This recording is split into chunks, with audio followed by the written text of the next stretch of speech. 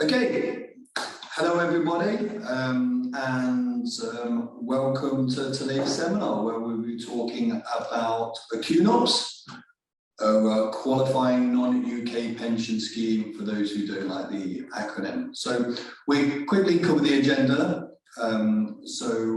We'll start by covering, well, we will do an introduction shortly, and then what is a QNUPS, which I'm sure you're all eager to learn. We will cover the tax treatment and the benefits of using one. And at the end, we'll cover a few common pitfalls, things that you need to be aware of.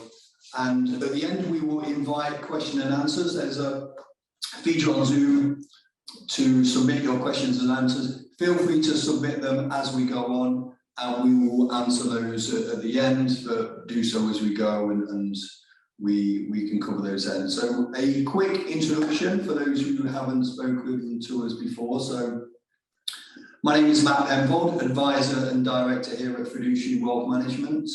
I've been working in financial services for 20 years, spending the last 4 years here in Gibraltar after relocating from the UK, although I work in Gibraltar and I live across the border in Spain. With me is Paul Correa, managing director and co-founder of Fiduciary Wealth. Paul has extensive years in financial services, coming from a strong private banking background and wealth management. And then in 2007, he co-founded Fiduciary Wealth Management, partnering with Eastler's 1892, which is the oldest law firm in Gibraltar. So aside from our legal roots, we are a member of MGI Worldwide, which is a top 20 global network of accountancy and tax advisors. And our service is concentrated, although not exclusively, on servicing clients in 4 jurisdictions: the UK, Gibraltar, Spain, and Portugal. And our goal is very simple, which is to offer unbiased, expert advice to deliver solutions and outcomes for our clients. So we'll start the content of the webinar today, which is solely focused on the QNUPS. We have run webinars on tax and relocation based on Gibraltar, Spain, and Portugal, and we will be doing some more shortly. So if you're interested in that, and I'm sure you are, please visit our YouTube channel, Fiduciary Wealth Management. Those webinars will be added in the next few days, so please like, share, subscribe, and enjoy that content, and there will be more to come. So, what is a QNUPS? So, a QNUPS, to confirm, it stands for Qualifying Non-UK Pension Scheme. So, the explanation of what it is covered very nicely in the name. So, we start with the qualifying. So, a scheme has to be qualifying to be a QNUPS, which means it needs to be regulated in a suitable jurisdiction. Part of that qualifying criteria is that no benefits can be paid before normal retirement age, which is 55 generally. A QNUPS is actually an unapproved scheme. And what they mean by that is it differs from your normal UK scheme. A normal UK scheme, you get tax relief. You don't from a QNUPS, we'll cover the funding for it later. But as opposed to a UK scheme, there are no limits on the investments you can make to a QNUPS. There are caveats to that based on your personal circumstances, which again, we will cover a little bit later. So we've got it qualifying. It's a non-UK pension scheme, as it says. It's developed and aimed for either those who live outside of the UK or those who are planning to move to the UK. Now, for those planning to move out of the UK, for those planning to move out, especially important for you because we'll talk later about the need to plan in advance and how that can be more suitable for you. And then pension scheme. So it is a genuine pension scheme, and it needs to be established as a genuine pension scheme, and we'll explain a little bit later what we mean by that. Matt, since you are making the introduction, you'll be surprised how many firms are promoting QNUPS on the basis that you can establish it and remain tax resident in the UK. Yeah. Which means that you avoid UK inheritance tax, whilst you're living and being a tax resident in the UK.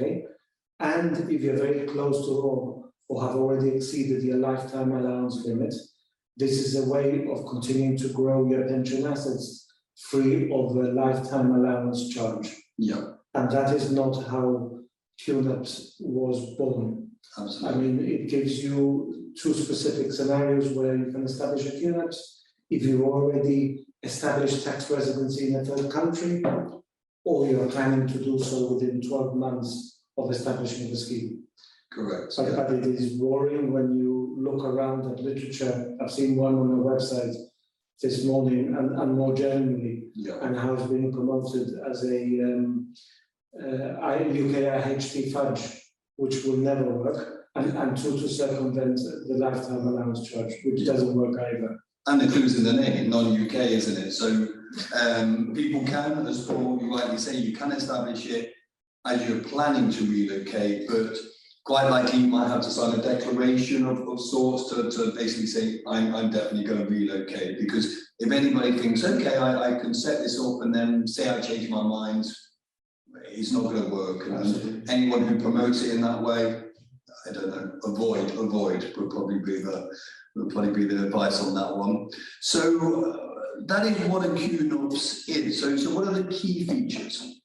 So I said briefly before, a QNUPS differs from your traditional pension. So a traditional pension, we pay into from our lifetime, build up regular savings, maybe via a workplace scheme or similar.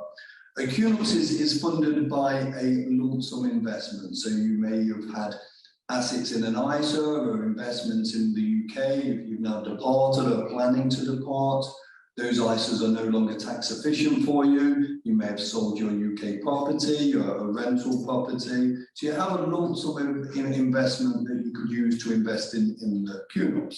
And why would you do that? So firstly, there's no capital gains tax on the growth because it's a pension scheme. Secondly, there's income withdrawals can be paid at a very efficient tax rate. And Paul, you will cover that later, I believe. And any sum invested is immediately outside of your estate for UK inheritance tax purposes, even if you do return at a later date. Now, you might be thinking, well, I've relocated out of the UK, I don't need to worry about UK IHT. Well, again, I think, Paul, you will kind of explain why people should be kind of concerned about that.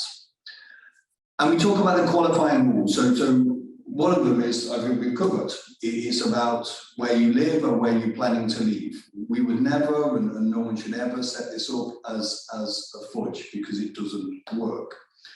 The pension needs to be set up as a genuine retirement vehicle, and the funding of it needs to be reasonable, in line with your wealth, your age, and your future income income requirements. So what we mean by that, and when somebody asks us, okay, how much can you contribute to a QNUPS?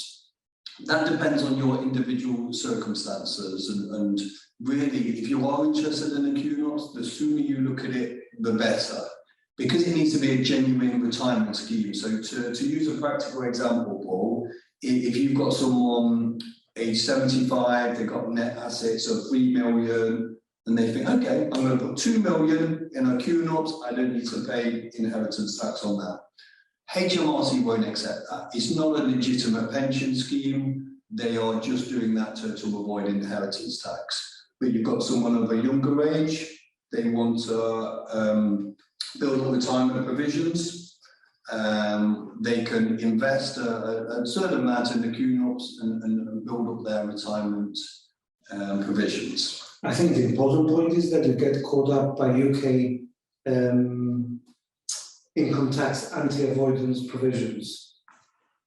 That is the key element. Yes. So if you overfund and you're doing it in order to avoid UK inheritance tax, then there's anti-avoidance provisions which will capture that transaction and deem it to fall within your estate. Yeah. In other words, you've created this you've funded it from your net worth, you think those assets are now outside your estate, but because based on those criteria which Matt mentioned earlier, namely,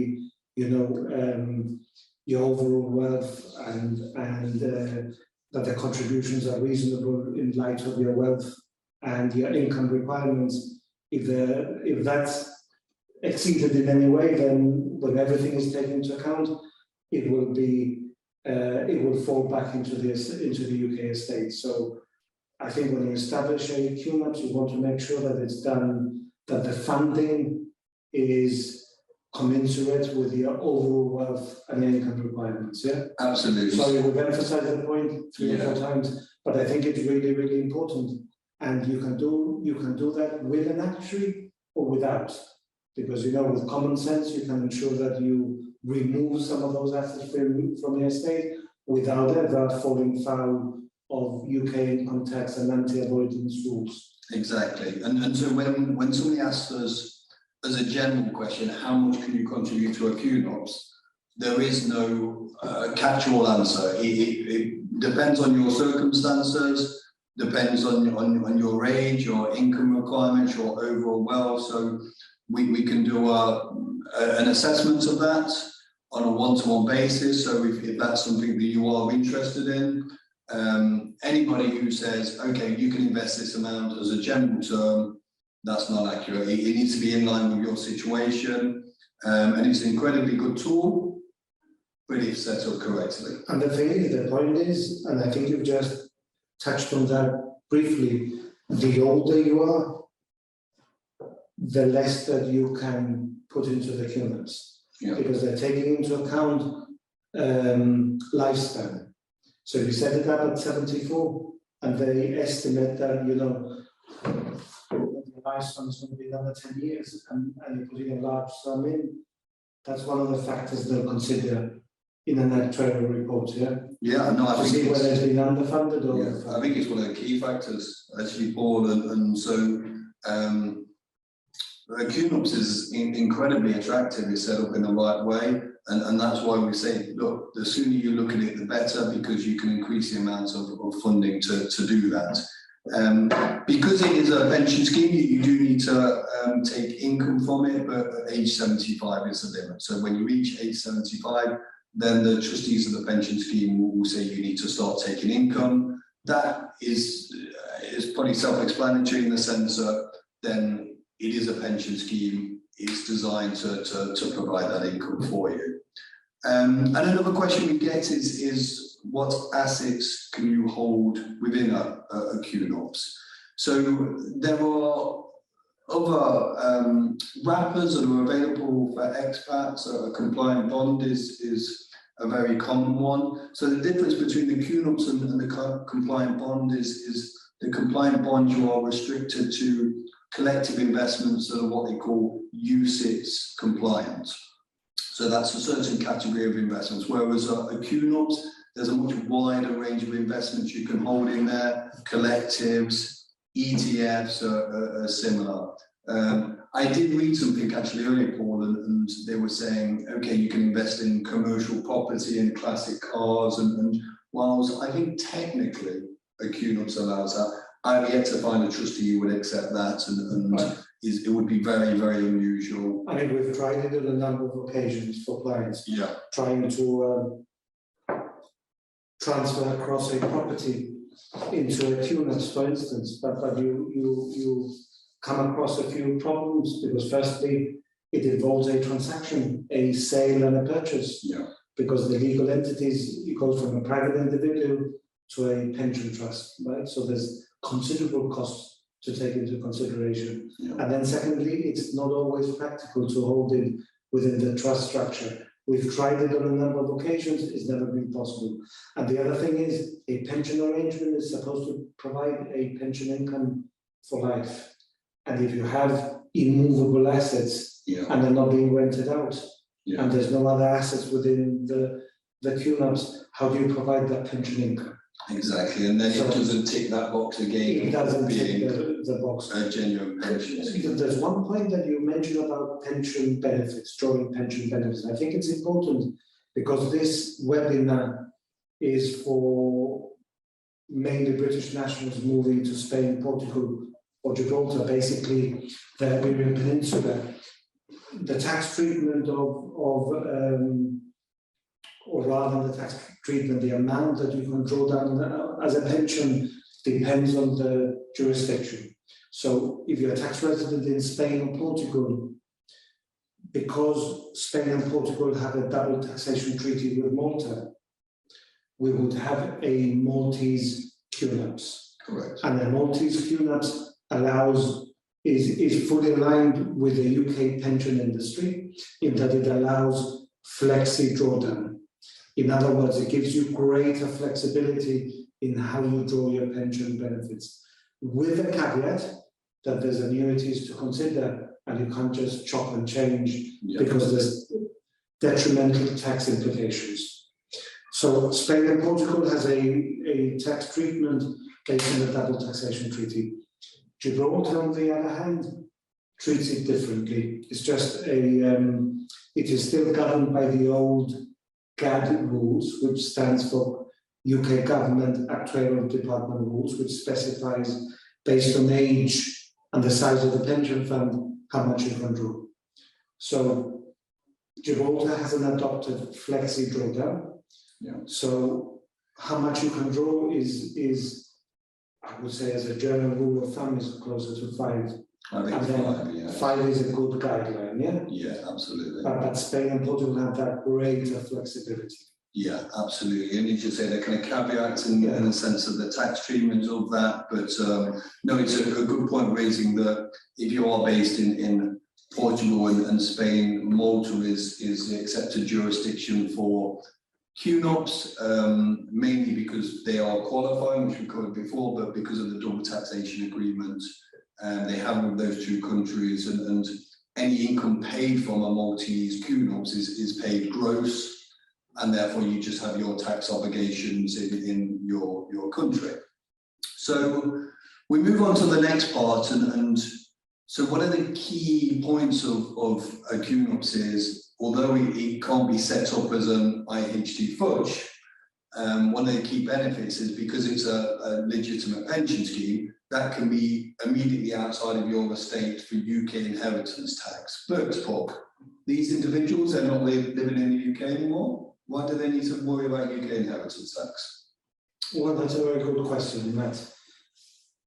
And you're right, why should they worry? And the simple reason to that question I'll cover, but let me say the good news is that and let me look at the 3 jurisdictions that we're covering in this webinar. In Spain, and in Spain because succession tax is based on the region and the autonomous region, the tax treatment might vary slightly. So for simplification, when we talk about Spain in this context, let's just think that we're talking about Andalusia, which is southern Spain. So in southern Spain, the good news is that there's no succession tax applied to estates for the first 1 million euros of assets. And then if your total assets exceed 1 million, then you pay 1% in succession tax for anything in excess of that figure, which is negligible. That's as close to 0 as you're going to get. Exactly, it is almost 0. And as I said, the autonomous regions may vary in the application, but that gives a good guidance. The good news in Portugal is that there's no succession tax between direct descendants and ascendants. So if you pass away, you have no family and children, and your parents inherit, yeah? So between direct descendants, there's no succession tax, which is brilliant, yeah? Covers almost everyone. Yeah. And then in Gibraltar, it's even simpler. There's just no inheritance tax period, regardless of, the line of descendants, the amounts, or whatever. Clear, no inheritance tax. The bad news, Matt, and I'm sorry I'm the bearer of bad news, but the bad news is that even though you are a tax resident in a third country, you remain exposed to UK inheritance tax. And UK inheritance tax is not based on the concept of tax residency. it is based on the concept of domicile of origin, which is a concept which is probably alien to any living being. But let me explain it in simple terms. This is something you acquire at birth, normally taken from your father. So whilst you can acquire and claim that you have now a new domicile of choice in the country where you become tax resident, because you intend to live there permanently, this is always fraught with difficulty because there's no fixed rules, and the burden of proof always falls on you to prove that you have successfully acquired a new domicile of origin, of choice. And HMRC won't give you any guidance because they'd like that you trip over, right? And that you pay tax. And in any event, in our experience dealing with hundreds, if not thousands of British nationals, it's not uncommon for a British national to come to Spain, Portugal or Gibraltar, and then temporarily, due to ill health of one of the spouse or themselves, they have to return either permanently to the UK or even temporarily for a year. But even 1 year is enough to re-trigger domicile. So you lose your domicile of choice and revert back to your domicile of origin. So not straightforward, right? Theoretically, if you look at HMRC guidelines, it says that you can avoid UK IHT after 5 full and complete tax years of non-UK tax residency.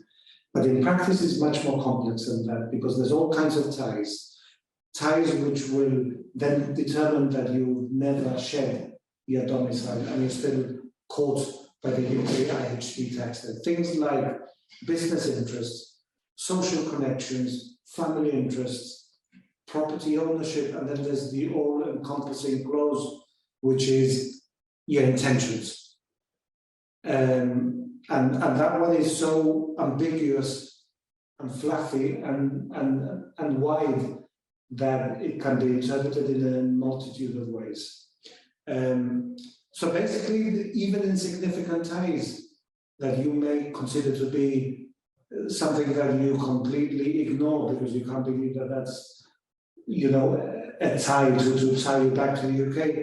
HMRC have been known to rely on the most tenuous of grounds to dismiss claims that an individual has shared his domicile of origin and has a new domicile of choice. So you can't really fall back on that. You can't really plan on the basis that you've left the country and you've got a new domicile of choice. Let me give you one example to emphasize the point.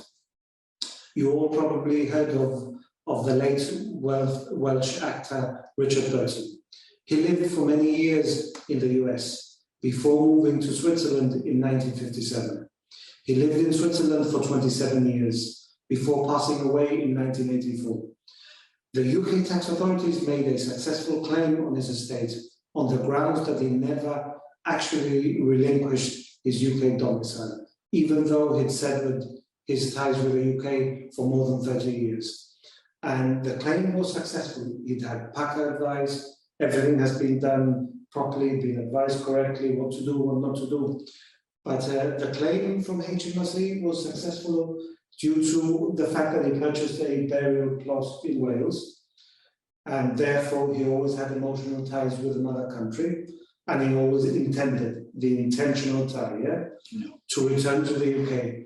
And the basis for the claim was that he was buried in a red suit, in a red dragon, the colours of Wales, and holding Dylan Thomas poems. And that was enough to support the claim in court. So at the time, Richard Burton had an estate of £5 million, which might not sound like an awful amount of money, but it was in those days, right? We're talking about almost 40 years ago. And of the 5 million, 2.4 million had to be paid to Her Majesty's Revenue and Customs because it was deemed UK domicile. The good thing is that if you're a non-UK tax resident, and you plan early, there's incredible opportunities to restructure your assets in a tax efficient way and completely legitimately to either mitigate or eradicate this tax. But like everything else, don't leave it when you're on your deathbed and plan then. Yeah. You have to plan early. And I think don't cross your fingers and hope HMRC are going to ignore you, because being a natural cynic, I would say that the rules that they set are quite vague. They would never tell someone if or not they are still domiciled, and I would say maybe that's intentional. That hunt you down. Because they want to get, and the worst part is you're not there to defend yourself. Exactly. Yeah. They hunt you down, and remember that all governments are heavily indebted. They have to raise revenues. We've seen in recent weeks we've had, I think, 4 chancellors and 3 prime ministers in 4 months, because they are desperate to deal with the debt issue and raise revenues. But it's not easy to do so as the economy contracts. So, don't try your luck. No, and we forget 40% for inheritance tax. It's incredible as an addition to tax you've already paid on those earnings. So, I think the key takeaway is that for plan for the worst and plan early. Exactly. Perfect. So that's a great benefit, the protection. And of course, we say there's no capital gains tax on a pension. Brilliant.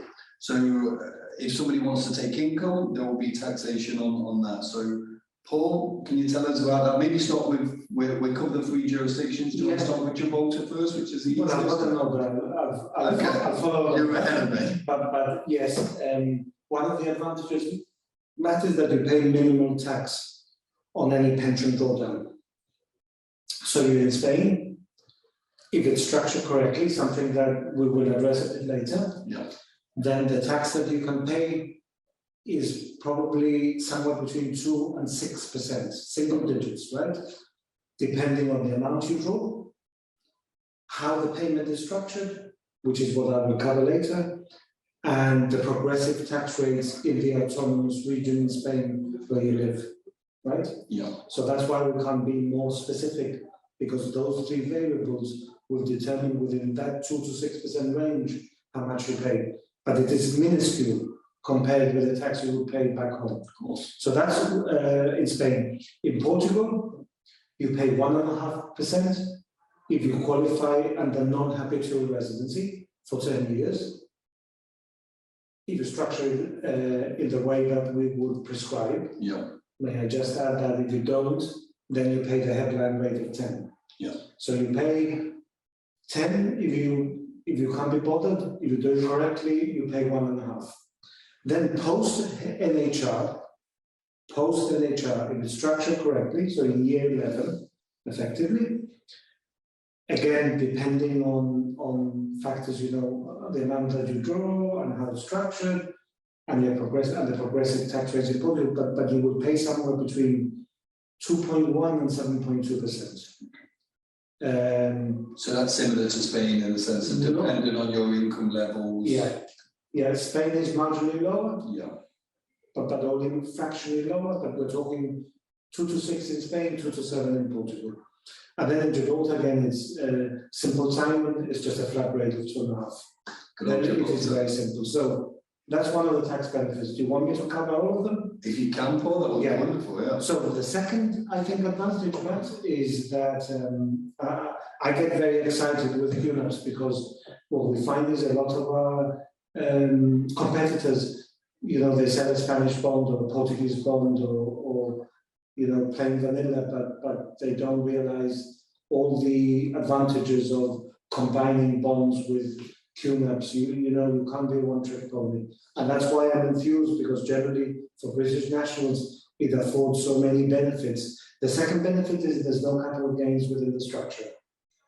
So effectively, a pension fund is growing and rolling over free of capital gains tax within the pension arrangement in all 3 jurisdictions. Which is important because, and we won't go into too much detail, but the NHR in Portugal offers incredible tax benefits but capital gains isn't one of them. 28% if you're in an NHR or not. So that's a huge saving. Correct. And in Spain, it's even more than no, it's a progressive. Progressive between 19 and 26. It's true. It's marginally lower, yeah.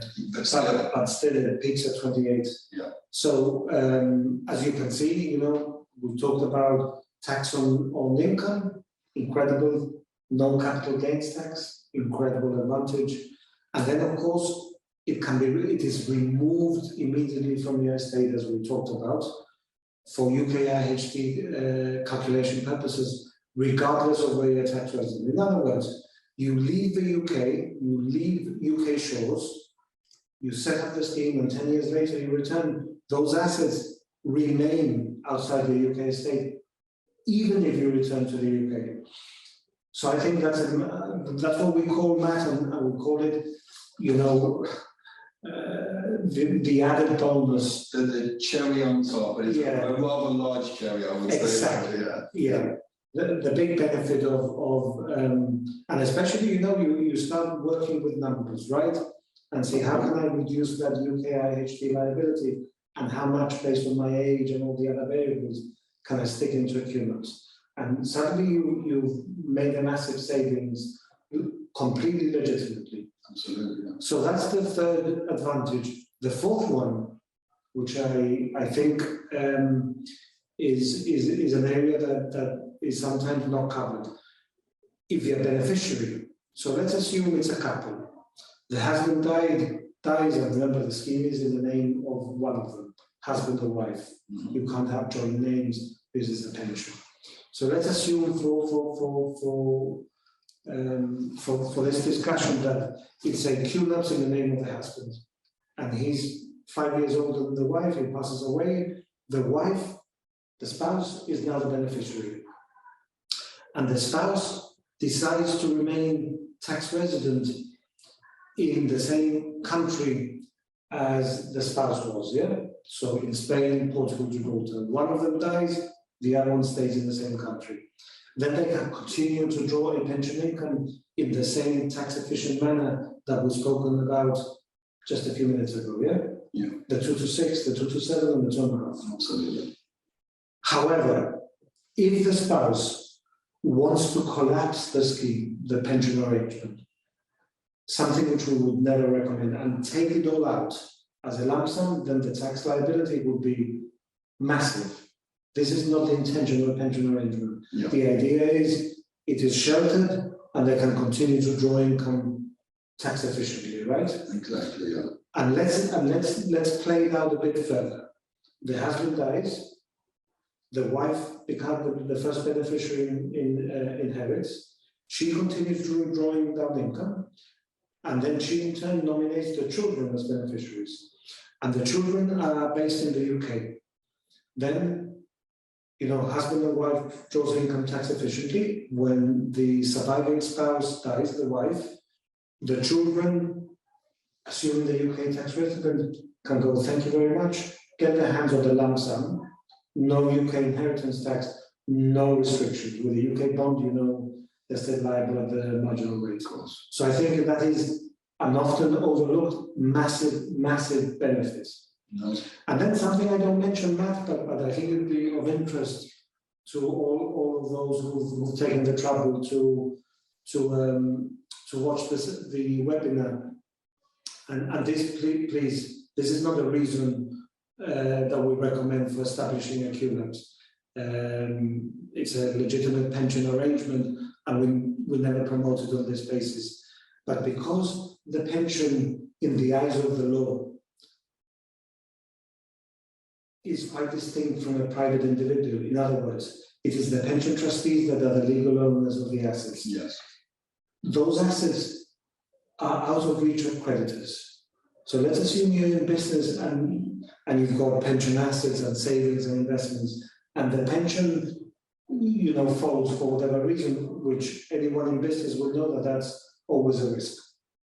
You won't have creditors chasing you because those assets are no longer your assets. Yeah, okay. Yeah, that's interesting. We never want to promote it in this way, but it has to be mentioned in passing because it's something that maybe people never factor in their decision making. Yeah. Yeah. No, it's a valid point. Valid point. So we talk about the treatment of the income, and those rates 2 to 6 in Spain roughly, 2 to 7 in Portugal, or 1.5 under NHR. So how can they obtain those rates? Because you mentioned make sure it's structured correctly. Yes, because basically what it is, Matt, is you can draw a in Spain and Portugal. I mean, the concept of annuities in the UK has a totally different meaning. In the UK, if you have a pension scheme and you want to surrender your pension scheme in return for an annuity for life, so they did tell you and say, okay, this is the amount we're paying if you die. Yeah. And if you die, in some cases, we'll pay your wife X%, or maybe not, as the case may be. You are actually surrendering your pension, which means when your spouse passes away as well, there's no residual value for your ultimate beneficiaries, your children or whoever. So you're actually giving something for an annuity. When we talk about annuities in Spain and Portugal, it has a totally different meaning. What it means is under Spanish law or Portuguese tax law, not in Gibraltar. You can structure your payment as an annuity, so you fix the payment for a period, whether it's, I don't know, 2, 3, 5, 10, 15 years on. And depending on how long you structure the payment for, will determine what the effective tax rate is. And with QNUPS, you can do annuities. Sorry, with QNUPS, you can do annuities, but it's a bit more complicated. With QNUPS, it's very simple.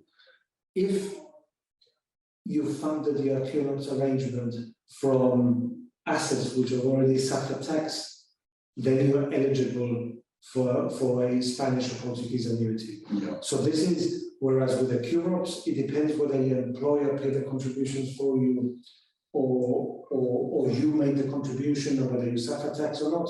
With QNUPS, the assumption is this is savings over your lifetime that you've built after paying tax on your income. Yeah. So they qualify for annuities, and there's no grayness. It is black and white. So you can use the annuity as a vehicle to reduce your taxation. The devil is in the detail. Depends on the amount that you draw down and for the period that you fix it. Yeah. And I think that going into minutiae here is not going to add any value to our listeners. Yeah, because it has to be looked at on an individual basis. But I think the key is it's an annuity, but not as we know it. It's a temporary annuity, but it's effectively a way of fixing the income. You still got your QNUPS, and the pot continues to grow, invested, and can be passed on to your beneficiaries, but it's just a very efficient way. Correct. And those 2 to 6, 2 to 7% we talk about it is because the way Spain and Portugal assess it, only a proportion of that income is taxable, and that's effectively times by your tax rate, so it depends on your income levels, and that's how we come to a very attractive income tax rate. Perfect. So I think we've covered a lot of the tax benefits and what is a QNUPS. What I think is important to say as well is that this webinar is about the QNUPS, which is why we're talking about it, but there are other investment vehicles out there, the compliant bond, and I think it's important that we are not tied to one particular vehicle or a product. It's all about the individual circumstances, and I think you said earlier, Paul, sometimes it's a case of using a combination of the two, which suits the individual better. So that's why we like to have one-to-one conversations and assess your situation, your needs, and your existing provisions. Yes, what I can never understand, Matt, is when you engage with a potential client, and they come to see you, and you're listening passively to what they have to tell you, and you know that all roads lead to Rome, and Rome is a bond, Spanish bond or Portuguese bond, and you have it here, and you just want the conversation to end, to come up with a solution. That's not the way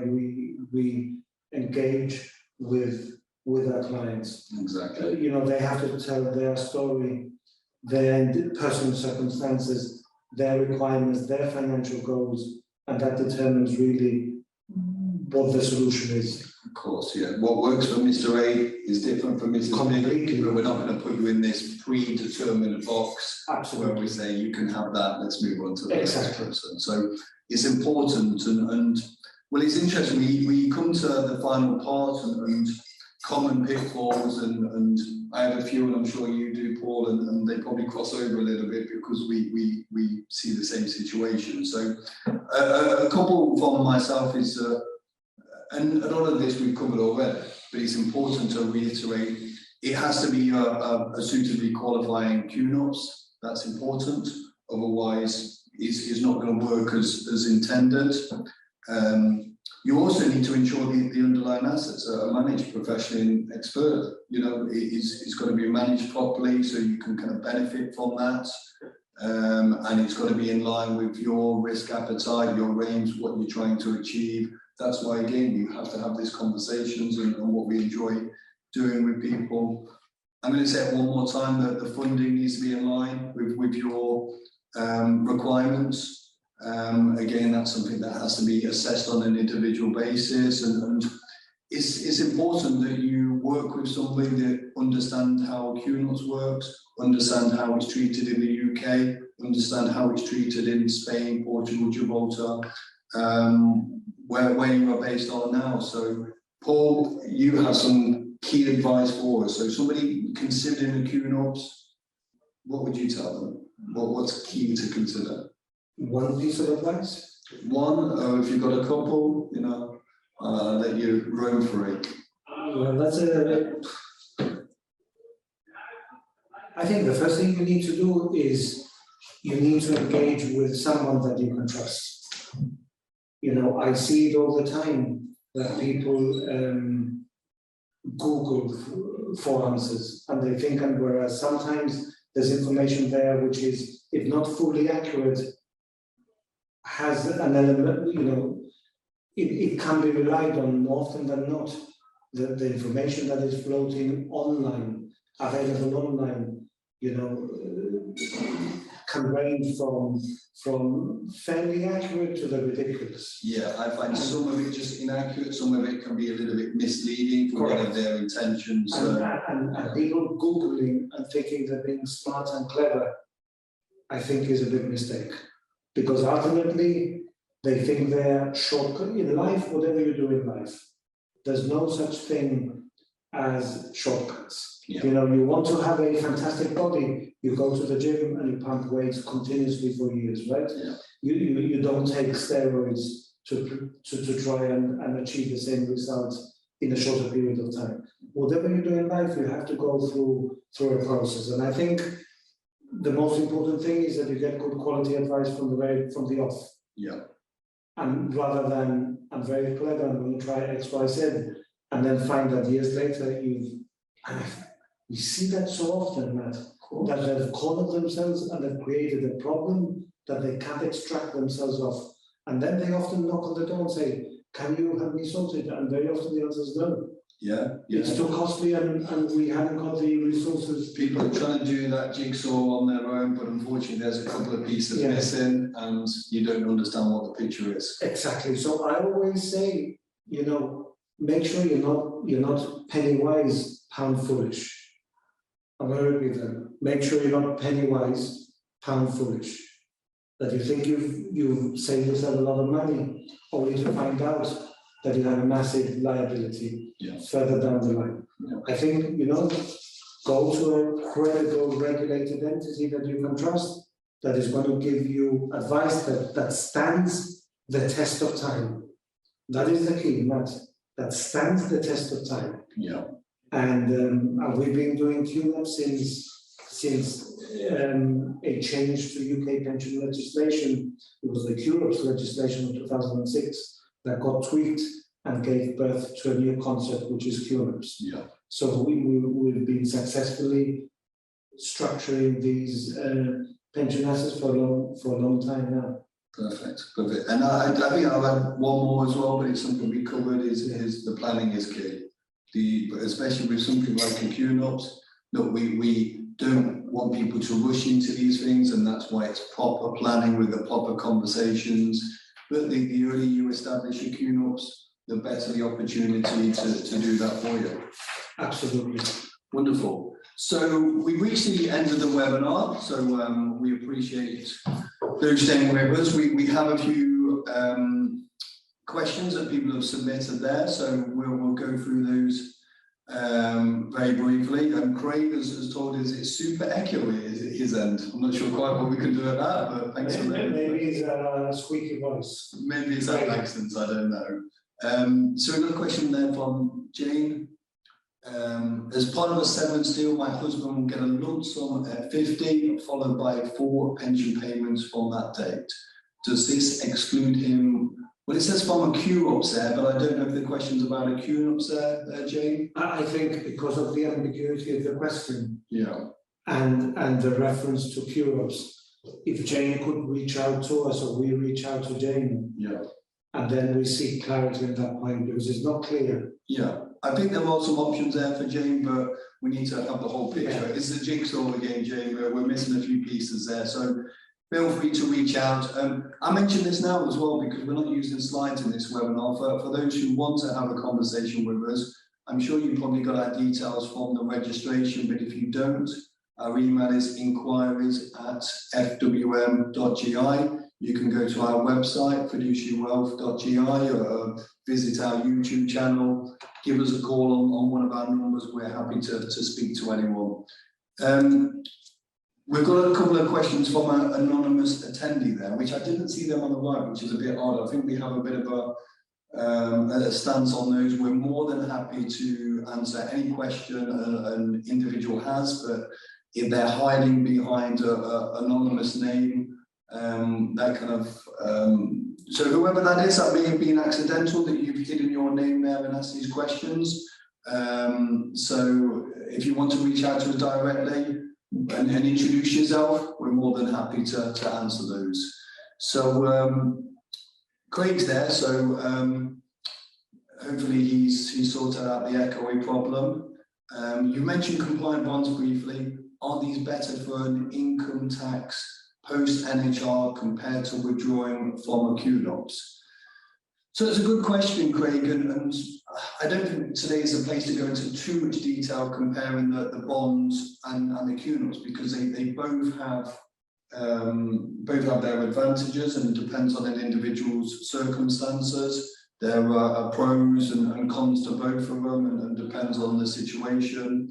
And luckily, I think we've already said it. We are not saying you have to have a QNUPS, you have to have a bond or anything else. It's dependent on your individual circumstances. And the requirements to withdraw. Remember that the Portuguese bond, you should really not set it up if you intend to draw income in the first 8 years. Exactly. Yeah, I don't think they're directly comparable, and they could work alongside each other anyway. Exactly, I think that's true. Sorry, in answer to Craig, that web issues will have to catch up, not necessarily.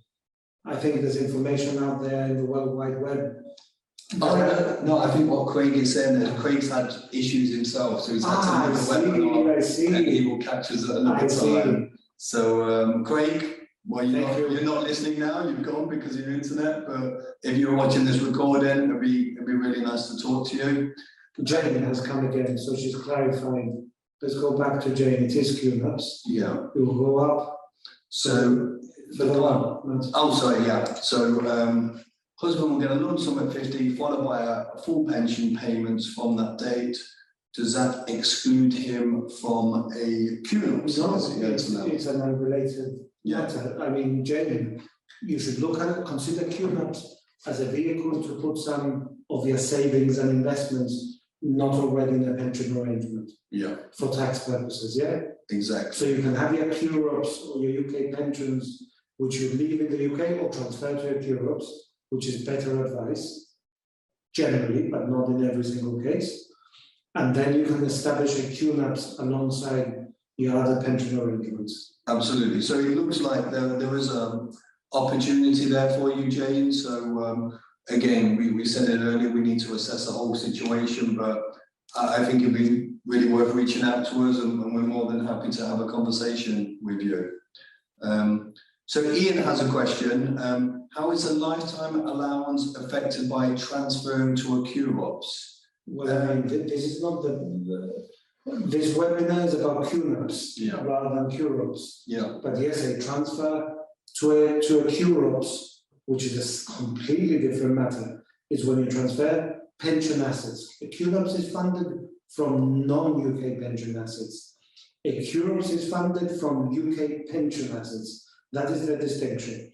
But if you were to transfer your accrued UK pension benefits to a QNUPS for the purposes of everyone else, to a QNUPS, then it would be deemed a benefit crystallization event subject to the lifetime allowance tests. Absolutely. But we don't want to confuse everyone else because we're talking about chalk and cheese, yeah? Exactly. And we go back, we've done a few webinars which cover the QNUPS in more detail, where again, you know, we can speak to you about that. They can go to a YouTube channel, yeah? Yeah, please do, yeah.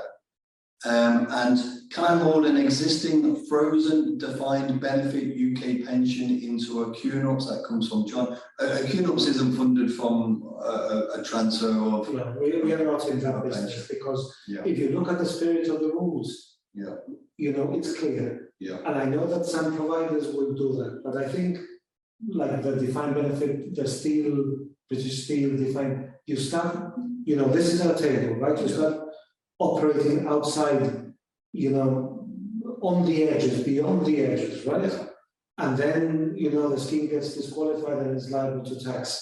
You know, defined benefit UK pensions should go into a qualified recognised overseas pension scheme, not into a non-UK pension scheme. Yeah. Because those defined benefit, pension benefits that John is referring to should go into a QNUPS, which is a pension arrangement, not into a non-UK.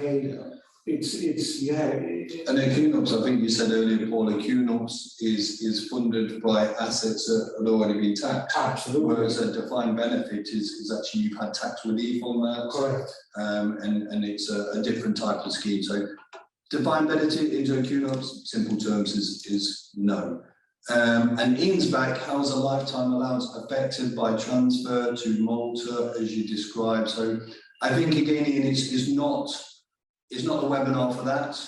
You've got a few questions, reach out to us directly, and we can answer that one for sure. And it's interesting questions, just maybe not for today. So can I ask the viewers that remain, please like our YouTube webinar or go into the YouTube channel. Please like, please share, and please subscribe.